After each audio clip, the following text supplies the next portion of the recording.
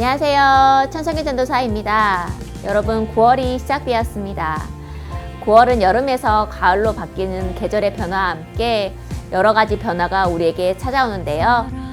9월 여러 변화 가운데서도 우리와 항상 함께 하실 하나님께 그 감사하는 마음을 담아 예배로 나아가길 소망합니다. 사랑의 주님, 어느덧 뜨겁던 여름을 보내고 결실의 계절 가을을 맞이합니다. 어렵고 힘든 이 시간을 항상 지켜주시고 보호하여 주시니 감사드립니다. 새로운 2학기 동안도 우리 친구들 건강한 육체와 함께 하나님 주시는 영적 지혜와 성숙함으로 더욱 아름답게 성장케 하여 주시옵소서. 학생의 때에 학업에 최선을 다할 수 있도록 환경과 여건을 열어주시고 어느 곳에서든 하나님의 자녀로 보석처럼 빛날 수 있는 친구들이 되게 하여 주시옵소서. 진학을 앞둔 친구들에게 더욱 지혜와 총명함을 부어주시고 최선을 다하여 좋은 결실을 맺을 수 있도록 도와주시옵소서. 온라인으로 예배드리지만 예배에 함께하는 친구들과 함께하지 못하는 친구들도 다 기억하여 주셔서 십자가의 능력으로 지켜주시고 이 시간도 함께하여 주시고 귀한 말씀의 은혜가 우리의 언행을 새롭게 변화시켜 주실 줄 믿으며 고마우신 예수님의 이름으로 기도드립니다. 아멘. 우리에게 주신 하나님의 말씀은 마가복음 1장 15절 말씀입니다. 함께 새번역 성경으로 읽도록 하겠습니다. 때가 찼다. 하나님의 나라가 가까이 왔다. 회개하여라. 복음을 믿어라. 아멘. 여러분 9월은 제이스타그램이란 주제로 하나님 말씀을 전하려고 합니다. 다들 여러분 인스타그램 해본 적 있죠? 인스타를 보게 되면 여러 가지 사진이나 글이 적혀 있어서 다른 사람에 대해서 또 다른 단체에 대해서 재미있게 볼 수가 있는데요.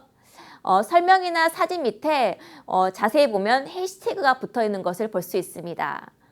해시태그 식당이나 또 해시태그 사람 등등 이렇게 보면 갔던 식당이나 또 함께했던 사람에 대해서 또 알 수가 있는데요.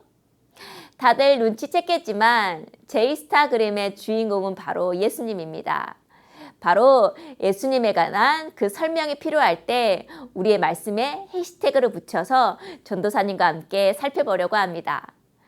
여러분 뇌 구조 그림 다들 한 번쯤 해본 적 있죠? 전도사님이 질문 하나 하겠습니다. 여러분이 이번 주 일주일의 뇌 구조를 그렇게 해본다면 어떤 것으로 채울 것 같나요? 전도사님이 안 봐도 우리 남자친구들은 게임이다. 또 먹는 것을 꼭 넣었을 것 같은데요. 맞나요? 고등학생들은 지난주 모의고사 결과에 대해서 멘붕이라는 것을 채운 친구들도 있을 수 있겠고 또 특별히 우리 고3 친구들은 수시 준비에 관한 내용으로 채울 수도 있겠습니다. 그리고 중학생들은 또 학교 수업과 그 친구들 같은 그런 문제들도 여러분 채워낼 수 있을 것 같은데요. 전도사님은 여러분에 대한 관심과 사랑으로 뇌 구조를 가득 채웠다고. 네, 그런 소문이. 우리의 뇌는 이렇게 내가 생각하고 관심하는 것들에 반응하고 또 거기에 따라 행동하게 구조되어 있습니다. 우리의 학교 생활을 예를 들 수 있겠는데요. 우리의 뇌는 학교 수업과 또 친구들에게 관심을 갖고 그에 따라 반응을 보이게 됩니다. 내가 좋아하는 과목과 또 선생님 시간에는 귀여고 졸지 않으려 하고 또 필기를 하려고 합니다. 그런데 내가 싫어하는 과목이나 관심 없는 과목에는 어김없이 눈꺼풀이 점점 내려오게 되어 있죠. 그런데도 쉬는 시간 종만 눌리게 되면 친구들이랑 이야기하거나 또 점심시간에 우리의 모든 신경은 먹는 것에 쏠려서 반응하게 되어 있습니다. 이렇게 우리의 뇌에 그리고 우리 마음에 어떤 것을 담고 있느냐가 우리의 행동과 우리 학교 생활을 결정하게 됩니다. 그리고 그 생각들과 여러 가지 경험들은 쌓여서 우리의 가치관을 형성하게 됩니다. 우리가 주일에 받은 하나님의 말씀 또한 우리의 가치관에 또 우리의 뇌에 차곡차곡 쌓여가고 있는데요. 우리의 가치관을 형성하는 중요한 것 중에 하나가 바로 우리는 하나님 나라의 사람이라는 것입니다. 부모님이 주신 이 대한민국 국민이라는 정체성에 한 가지 더해서 우리는 하나님 나라의 사람, 하나님 나라의 백성이라는 정체성을 갖고 있습니다. 바로 오늘 제이스타그램의 첫 해시태그가 바로 이 하나님 나라, 또 하나님 나라의 사람입니다. 그렇다면 여러분, 하나님의 나라의 사람, 이 국민은 어떤 사람일까요? 쉽게 대답하면 하나님 나라에 사는 사람이라고 할 수 있겠죠. 그렇다면 여기서 또다시 질문이 생깁니다. 그렇다면 하나님의 나라는 어떤 곳일까요? 이 대답이 결코 쉬운 대답일 수는 없는데요. 마가복음 1장 1절은 이렇게 말합니다. 하나님의 아들 예수 그리스도 복음의 시작은 이러하다. 마가복음을 쓴 저자는 하나님의 아들이신 그리스도, 즉 이 땅의 왕으로 오신 예수님에 대해 소개하는 책이라고 분명히 말하고 있습니다. 그렇다면 우리의 해시태그, 그 하나님의 나라에 대한 조금의 힌트를 여기서 얻게 됩니다. 바로 하나님의 나라는 예수님과 관련이 있다는 것을요. 그리고 복음은 하나님 나라의 왕이신, 그리고 주인이신 예수님에 관한 이야기라는 것이죠. 그렇다면 복음에 대해 아는 것이 또한 하나님의 나라를 아는 것이 될 수도 있겠습니다. 우리가 알다시피 세례요한이라는 사람이 있었습니다. 예수님이 오시기 전 하나님의 나라를 준비했던 사람인데요. 예수님께서는 세례요한으로부터 세례를 받으신 후 성령의 임재를 경험하셨습니다. 그리고 내 사랑하는 아들이라는 그 하나님의 음성을 듣게 됩니다. 그 후에 예수님은 사탄에게 시험을 받으셨지만 승리하시고 그 이후에는 복음을 선포하는 일을 하시게 됩니다. 이후에 하신 예수님께서 하신 모든 말씀과 또 행동 하나하나가 이 복음의 이야기에 담겨 있게 되는 것입니다. 그리고 오늘 본문 마가복음 1장 15절 상반절은 이렇게 말합니다. 때가 찼다. 하나님의 나라가 가까이 왔다. 여러분, 여기서 말하는 때는 바로 구약 성경에서 선지자가 말했던 메시아, 즉 이 땅의 왕으로 오시는 분의 그 때입니다. 그리고 그 때가 이미 왔다는 것입니다. 예수님께서 이 땅에 오심으로 그때는, 선지자가 말한 때는 더 이상 미래가 아니라 바로 이 현재라는 것입니다. 그 다음으로 우리가 살펴볼 문구가 바로 하나님의 나라가 가까이 왔다는 것입니다.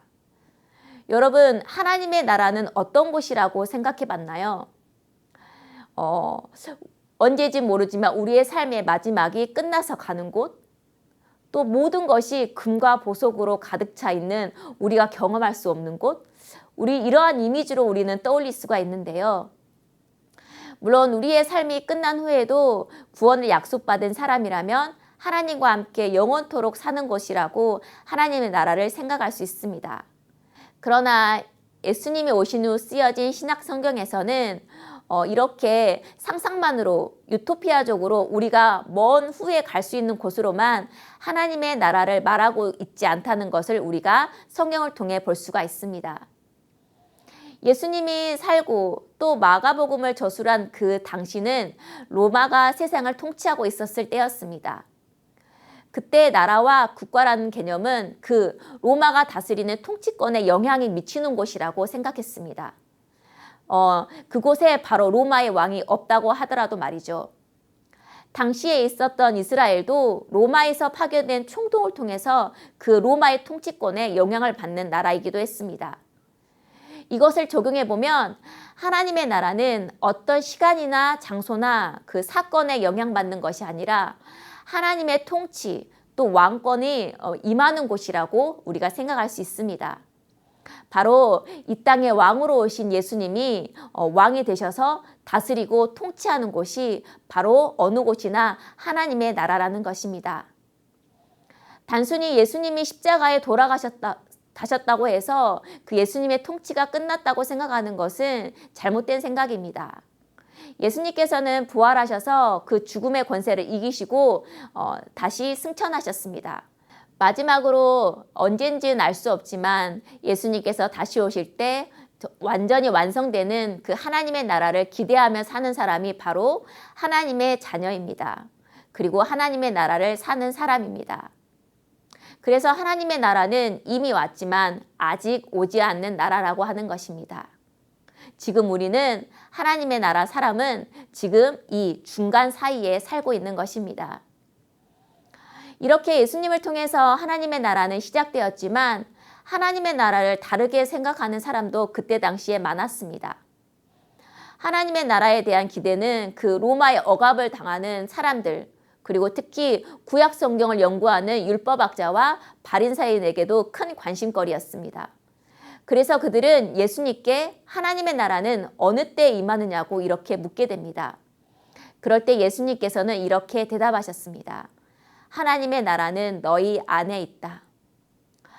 예수님의 이 말씀은 2000년이 지난 우리에게도 큰 도전으로 다가옵니다. 바로 우리의 마음에도 예수님의 다스림, 통치가 임할 수 있는 곳이 될 수 있다는 것입니다. 그리고 예수님께서는 그 예수님의 다스림이 어떻게 미치는지 그 행동을 통해 또한 보여주셨습니다. 예수님의 발길이 닿는 곳마다 하나님의 나라가 임했습니다. 그분의 손길이 닿는 곳마다 생명이 살아났습니다. 그분의 눈길이 머무는 곳에 변화가 시작되었습니다. 또한 예수님께서는 제자를 부르셔서 그들과 함께 부대끼며 살아가시면서 하나님의 나라에 대해서 알려주셨습니다. 이렇게 예수님은 하나님의 나라 일을 사람들과 함께 하셨습니다. 그리고 그 나라를 또한 여러분과 저와 함께 이루어 나가길 원하십니다. 마지막으로 예수님은 이 땅에 왕으로 오셨지만 세상 왕들과 다른 점은 바로 겸손하고 낮은 곳까지 성금의 모습을 보였다는 것입니다. 이러한 예수님을 왕으로 오신 우리 또한 예수님을 기억하며 나보다 남을 낮게 여기는 겸손함과 또한 섬김의 모습으로 살아가야 함을 우리는 잊지 않아야겠습니다. 이렇게 예수 그리스도에 대해서 알고 또한 그 하나님을 예배함으로 우리는 하나님의 나라, 그 예수님의 통치권 안에 머무르게 됩니다. 보이지 않지만 그럼에도 지금 우리와 함께 하시는 그 예수님의 통치가 우리의 마음에 또한 우리의 행동에 머무는 곳이 되어야 합니다. 사랑하는 가든틴즈 여러분, 우리는 예수님을 나의 왕으로 또한 나의 주인으로 삼는 사람입니다. 그리고 예수님의 통치의 다스림을 받는 사람입니다. 예수님을 왕으로 모시는 사람은 왕의 말을 듣는 사람입니다. 왕의 음성을 듣는 사람은 그의 생각과 행동이 달라지게 되어 있습니다. 물론 왕이신 예수님은 우리가 잘못된 길로 가거나 또한 힘들어할 때 도와주시는 분입니다. 그러나 그 모든 것 가운데 또한 우리의 선택을 기다리는 분이기도 합니다. 우리의 마음에 예수님의 통치로 다스림을 받느냐 아니면 그것을 무시하며 반대로 살아가느냐는 우리의 선택에 달려있는 것입니다. 바라기는 우리의 생각과 가치관 속에 예수님을 왕으로 삼고 또 그 나라를 사는 사람이 되기를 소망합니다. 예수님께서는 비유로 또한 이렇게 말씀하셨습니다. 나의 말을 듣고 행하는 자는 반석 위에 지은 지혜로운 사람과 같다. 그 사람은 비가 오고 창수가 나고 바람에 부딪혀도 흔들리지 않는다고 말씀하셨습니다. 우리는 세상의 유혹과 흐름은 읽되 세상 사람들의 유행에 휩쓸려가는 사람이 되지 않아야 합니다. 그러나 이거는 말처럼 쉽지 않습니다. 전도사님도 마찬가지이고요. 스마트폰을 열게 되면 우리의 생각을 흔들리게 하는 것이 매일마다 매 순간마다 우리에게 찾아옵니다. 인스타그램에서는 나와 비교되는 사람의 사진으로 우리를 주눅들게 합니다. 유튜브에서는 매번 재미있는 것만 찾게끔 우리의 집중을 흩트는 영상으로 매번 우리를 유혹합니다. 또한 학교나 학원에서는 경쟁이나 그 외에 다른 것에는 무관심하는 이러한 생각들을 계속 우리를 갖게끔 합니다. 이렇게 매번 유혹되는 또한 우리를 흔들리게 하는 비바람이 우리에게 다가오더라도 우리가 흔들리지 않는 방법이 있습니다. 바로 그것은 가장 좋은 것을 붙잡는 것입니다. 가장 좋은 것을 붙잡는 사람은 그 위의 것은 별로 마음에 두지 않는다. 이 문구를 한 영상에서 보았는데요. 이 문구가 한 주간 전도사님에게 큰 울림으로 다가왔습니다. 바로 가장 좋은 것, 예수님을 붙잡는 사람이 바로 흔들리지 않는다는 것입니다. 우리는 우리를 다스리는 왕이신 예수님이 우리와 함께 계시고 우리는 그 예수님을 붙잡고 가는 삶이 살아야 합니다. 비록 바쁜 학교 생활과 또한 새로운 관심사가 우리의 마음을 흔들더라도 거기에 쓰러지거나 흔들리지 않고 다시 예수님을 붙잡는 사람, 바로 하나님 나라 사람이 되기를 예수님의 이름으로 축복합니다. 9월 제이스타그램의 목적은 예수님의 발자취를 따라가며 우리의 삶을 돌아보는 것입니다. 그러기 위해서 우리는 먼저 하나님의 나라가 무엇인지 해시태그로 살펴보았습니다. 바라기는 우리가 예수님에 대해서 또 하나님의 나라에 대해서 아는 것으로 끝나는 것이 아니라 진짜로 그 하나님의 나라를 사는 사람이 되기를 축복합니다. 때가 찼고 하나님의 나라가 가까이 왔다고 했습니다. 하나님의 나라는 이미 시작되었고 우리는 그 나라를 사는 사람이라는 것을 잊지 않길 바랍니다. 그리고 하나님 나라의 사람은 어떠한 사람인지, 그리고 하나님을 왕으로 모신 사람은 어떠한 사람인지 학교와 가정에서 또한 보여주고 증거하는 사람이 바로 여러분이 되기를 예수님의 이름으로 축복합니다. 코로나와 또한 어두운 미래가 우리 앞에 매일 다가오고 그러한 내용을 뉴스로 접합니다. 그렇지만 우리는 그 뉴스에 주눅들지 않고 그리고 바로 당장에 내 코앞에 풀리지 않은 문제로 또한 좌절하지 맙시다. 좌절 대신에 예수님이 나를 다스려 주심에 다시 한번 희망을 가집시다. 우리에게는 언제나 하나님의 나라 사람이라는 이 해시태그가 붙어지기를 예수님의 이름으로 또한 축복합니다. 함께 기도하겠습니다. 하나님 감사합니다. 9월 예수님을 발자취를 따라가 보고 예수님의 알아가는 시간을 가지려고 합니다. 바라기는 우리가 하나님의 나라 사람이라는 것을 잊지 않고 이미 왔지만 아직 오지 않는 그 하나님의 나라에 사는 사람을 어떻게 살아야 할지 생각해보고 또 그 하나님 나라 사람으로 살아내는 사람이 되기를 소망합니다.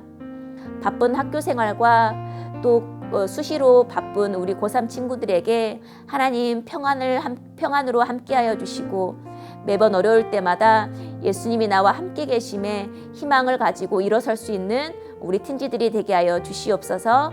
한 주간의 삶도 하나님 앞에 맡겨드리며 예수님의 이름으로 기도합니다. 아멘.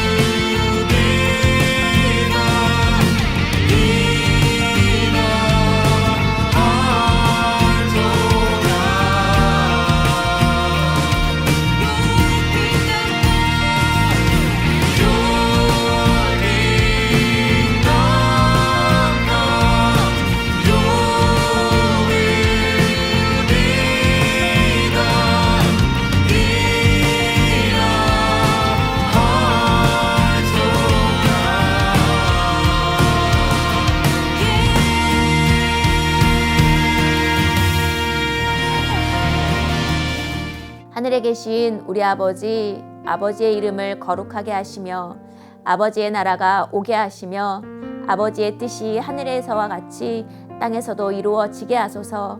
오늘 우리에게 일용할 양식을 주시고 우리가 우리에게 잘못한 사람을 용서하여 준 것 같이 우리의 죄를 용서하여 주시고 우리를 시험에 빠지지 않게 하시고 악에서 구하소서.